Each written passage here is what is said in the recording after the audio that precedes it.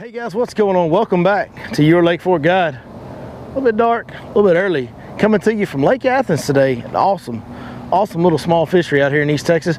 Got a first-time guest, Mr. Cody Mays, joining us today. Cody, how you doing, bro? Good, man. How are you? Man, I'm doing awesome. Today is going to be a special episode, guys. It's one that's going to be near and dear to my heart. I'm very proud that we can bring this to you today. We're going to go out here and go fishing on Lake Athens. Dog days of summer. Haven't been here since the spring. I don't know if we're going to catch a single fish, but we're going to do something that's way more important than all that. Today, we're going to get to tell you the story of a real, true American hero, and it just so happens that it's Cody's brother. So if you're into loving this great country that we all get to live in, you're definitely going to want to stay tuned today.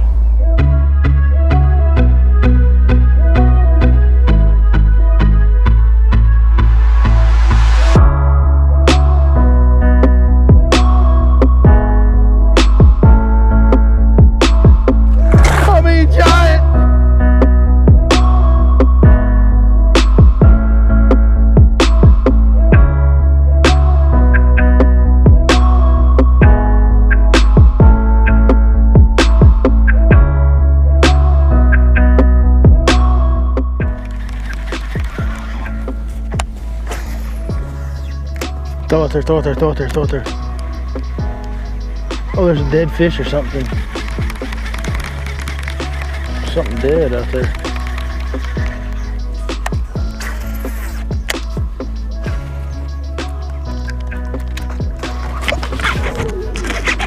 Bacon, bacon, oh bacon.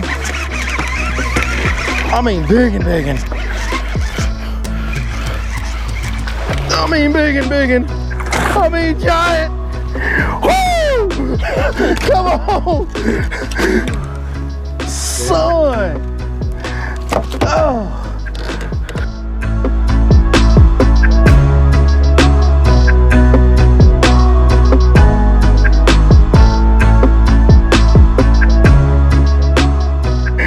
I'm talking about a freaking giant. Golly. That's crazy big, dude. It is. Y'all look how deep that frog is, y'all. Look how deep that frog is in there. That is a monster. Bit of chaos with the camera getting knocked around, but obviously, we're off to a bit of a good start, you might say. I mean, it's a 25-inch board. This fish is almost off the board, Jack. Grab the camera and show the folks at home. We don't have a scale, but as y'all can see, that fish is almost, when you pinch its tail like you're supposed to, that fish is just about off that 25-inch board right there. 24 right here, this will be 25. And you can see we got her bumped. That's a big one, folks. It's just one. I know we got a lot more we need to catch today. I'm gonna go ahead and let this fish get back so we can go get some more. That is one heck of a way to start the day right here, folks. You know, I got a little excited and left her out of the water longer than I wanted to, but I think she's okay. She literally just soaked me with a gallon of water on my shoulder. Cody, man. That was awesome. That never gets old, buddy, I guarantee you. That's the way to start the day right there. Well, guys, we got real lucky on that fish. You can see behind me we're fishing a little edge of pads right here, and that was the plan. Come out here first thing in the morning in hot August time with a frog, and kind of just your standard deal that, you know, everybody knows to do. As we're fishing down this line of pads, we hear this blow up kind of out behind us out here in more open water. And now there's some scattered grass out here behind us out in front of these pads, but heard a little bull, heard a blow up, looked over there and seen a big giant shad, and I was like, oh, there's a fish trying to get that big shad that's floating. My frog was out there, and Cody had his already reeled in at that time. I said, throw out there, throw out there. So he throws out there. Well, he missed the cast, so I reel in real fast and I throw out there, and I twitched it about twice. And that big giant fish, you probably heard my excitement, it actually porpoised all the way out of the water on that frog, and you saw how she had it eaten. So totally lucky deal. That fish had stunned the shad or knocked the shad out and was trying to get it down, and was able to get a bait out there right beside it and caught a really, that's a pretty special fish for this time of year. That's a big, anytime you catch one that's 25 inches long, that's a big deal. So pun intended, it's a big Deal. Get it? Big deal. Get it, Cody? Yeah, that's pretty. It's a big deal. Well, guys, I told you we had a special treat for you today, and hopefully I'm not going to fall short of that. I know for me I won't.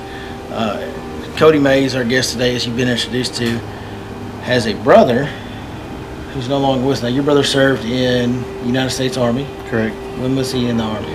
From 2004 to 2011. 2004 to 2011. And how many deployments did your brother have in that time? 3. 3 deployments in that time. Iraq and Afghanistan, or all Afghanistan? 2 Iraq, 1 Afghanistan. 2 Iraq, 1 Afghanistan.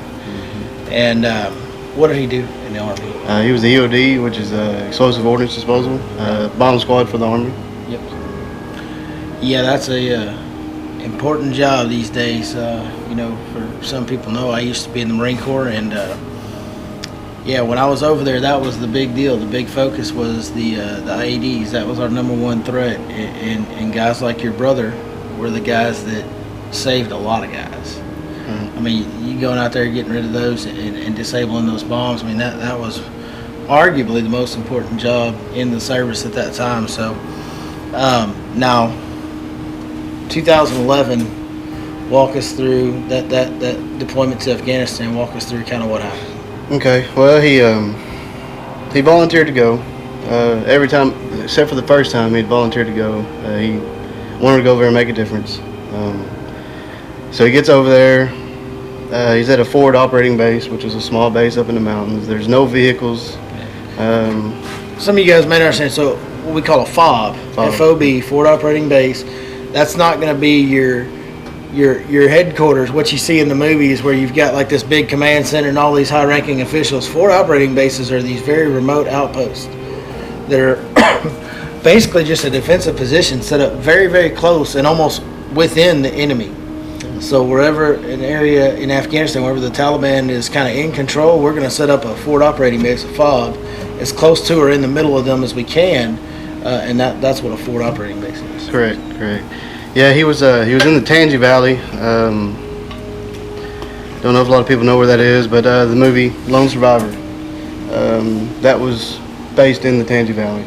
So that kind of gives you a landscape idea, But well, in Afghanistan, there's areas that that's one of the hardest things. There's been a lot of wars fought in Afghanistan, and none of them have ever been won because the terrain is such where those people that have the home field advantage, that's a big deal out there. Yeah. It's very hard to penetrate that and get inside their area of operations. Yep, it is. Especially, like I said, it's a small base. They were being surveillance every day. They look outside the wire and there's guys right there just waiting, for a weak's point. But anyway, he gets over there and like I said, no vehicles. Everywhere they go, they got to march. So he couldn't carry his bomb suit. So that added extra danger. Right. So he was out there disabling bombs in the mountains with no protective suit. Correct. Just your normal sappy plates and flak jacket like we all. Yep. Wow. Yep. Wow. Just whatever they could carry, Yeah. That's insane. That's crazy. Yeah. He got deployed in November of 2010. He was at the FOB for 2 months, and they were supposed to rotate out. He was the team leader for that unit. From when the captain called in, told him that it's time for you to roll out, Chauncey told him no. A bunch of guys that were under him were rookies, had never been to war. Sorry. It's okay, brother. Anyway, he told him no because they were rookies, they were green, they'd never been in that type of situation, and where he was actually at was very, very bad. And so he said, I'm not going to send somebody in here that is going to die. Yeah. So anyway, so it goes on. The captain tells him he needs to leave. He told him again, no, I'm not leaving. So he ended up staying with him and another guy named Christopher Stark. He was a green EOD as well, but probably about a week or 2 weeks after he was supposed to rotate out, he called me here about 4:30 in the morning, and he was doing laundry, and he told me that his wife was going to go buy a car, that he wanted me to go with her, that way she wouldn't get screwed around. Yeah. I said, don't worry about it, brother. I got it. Don't worry about it. Well, we kept on talking, and about that time, he got a call in, a bond that they needed to go dispose of, and that's the last time I talked to him. Wow. They get there, working, they get their metal detector, and they're waiting to find the bomb. Because a lot of times there's a decoy, and what was called in was actually a decoy. So, yeah, that's a common practice. Yeah.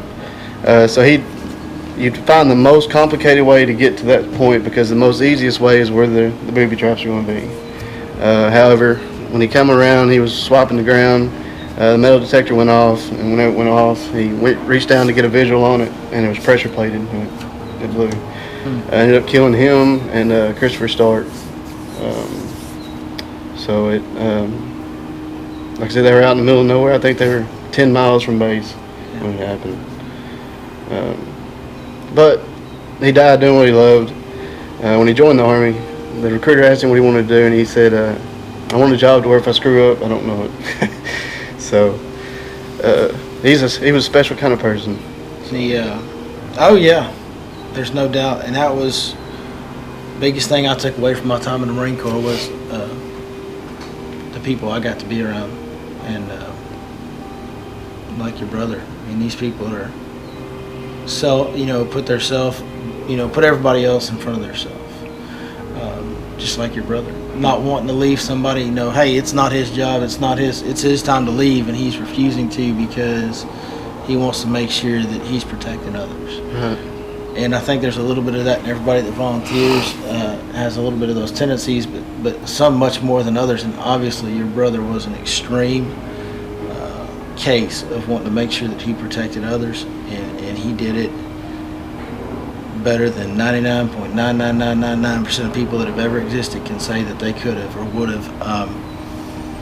That's an unbelievable story. And folks, I'm going to tell you something. This country is full of young men, and I'm not talking about myself in this situation. I volunteered for the Marine Corps, but I did not have nothing like what Chauncey went through because of guys like him, because of guys that did protect us and were out there, digging in like that. I've been fortunate to meet a lot of them. That these guys, I mean, they are as superhero gets in real life. They are unbelievable humans that do things beyond what you think is physically possible and well beyond what should be mentally possible. It shouldn't be possible to have the mental courage and fortitude and almost ignorance at sometimes to go do what they do. Just run towards the fire, not away from it. Man, not enough can be said for people like Chauncey, and I've known several of them, and it's been an honor to get to know you the way I have just here the last few weeks. Same here, brother. And I really appreciate you sharing this story, because I know there's other families out there that are dealing with this thing, and it obviously hurts you, and it should, but you've dealt with it very well, and I know there's probably some families out there that maybe aren't dealing with it as well. Maybe they can see this and just know, hey, there's all kinds of folks out here, especially as long as we've been at war. There's all kinds of support systems available. I know 22 Kill is a very good charity. If you're a veteran that's lost some friends, or if you're a family member of a veteran that died and you need some help, 22 Kill is an absolute outstanding organization to reach out to. I will link them below in this video. Thank you. Well, thank you. Thank your family. I mean, your mom and dad, everybody. It's for you guys that are watching this out there, and I know some of you right now probably got some tears in your eyes like me and Chauncey have had. It happens all the time. Me and Cody have had sitting here discussing this, and you're feeling some kind of way about this story you've just heard. Never, ever, ever hesitate or miss an opportunity to remember.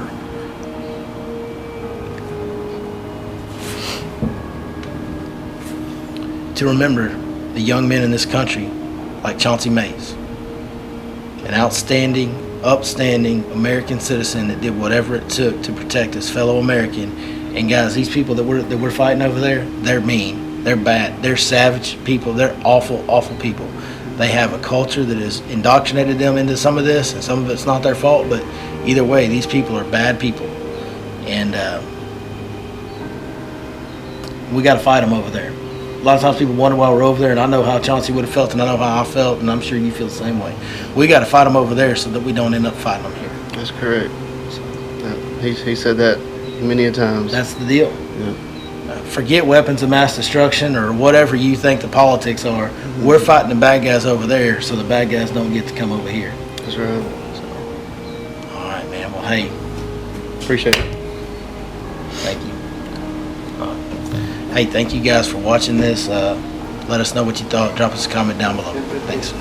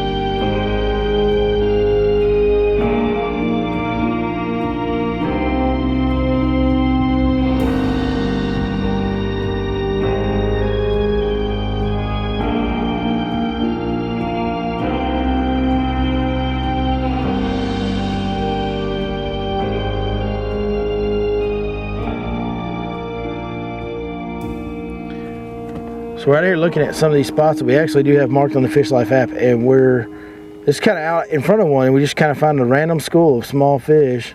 See if I can scroll back here and get a better shot of them. There's another shot of that school right there. Marked that school twice in the same place. Definitely appears to be bass in this school, so we're going to set up on them. They're making me nervous because they're not on the structure. They're out in front of it. They're out a ways off of it, so I don't know if they're going to hold or not, but maybe we'll catch them. We'll see.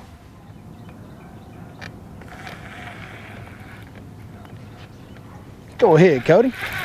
Get you one, bud. Little guy. You got him, Pods? There you go. Flip him on in here, partner. Good job, brother. Well, you better get that old nasty thing out the boat. He's pooping everywhere. Look at that sucker. That's a new shaky head worm. Show that to the folks at home down there. But watch, I wouldn't grab him down there if I was you. Oh, he is shitting everywhere. That's old stinky booty little boy. You got to go wash your hands after that. Yeah, dog. Hey, that's one of them fish we seen on that graph right there, though. That's pretty cool. Good job, buddy. Oh, did it? Let me see that rig. Show the folks at home here. Well, guys, I'm gonna rig this worm up real quick and show it to them. I'll tell you what, man, when you're talking about dog days of summer like we're in now, you know, you kind of, sometimes you got to go super reaction, especially with grass fish, big, you know, heavier chatterbaits, ripping them out of grass, frogs, heavy flipping baits that go by them real fast, all that type of stuff. But sometimes you got to finesse them, and it's a fine one at that. This is the new 6 Sense Divine Shaky Head Worm, paired up with a 1/4 ounce 6 inch shaky head. And when you talk about tough fishing dog days of summer, you want to go finesse, that's absolutely one of the all-time best rigs. Just throw a little shaky head, and this is one of the best ones made. It's got a big EWG heavy wire hook for all of our bigger fish around here in East Texas. And man, that's a really good way to go about doing it in the summertime in the dog days for sure. So go over there to 6censefishing.com and get y'all some shaky heads and some worms. And when you do, be sure you punch in that code, your Lake Fork Guide. You'll get a 10% discount on all orders. Because you know what, Cody? 10% is 10%, man.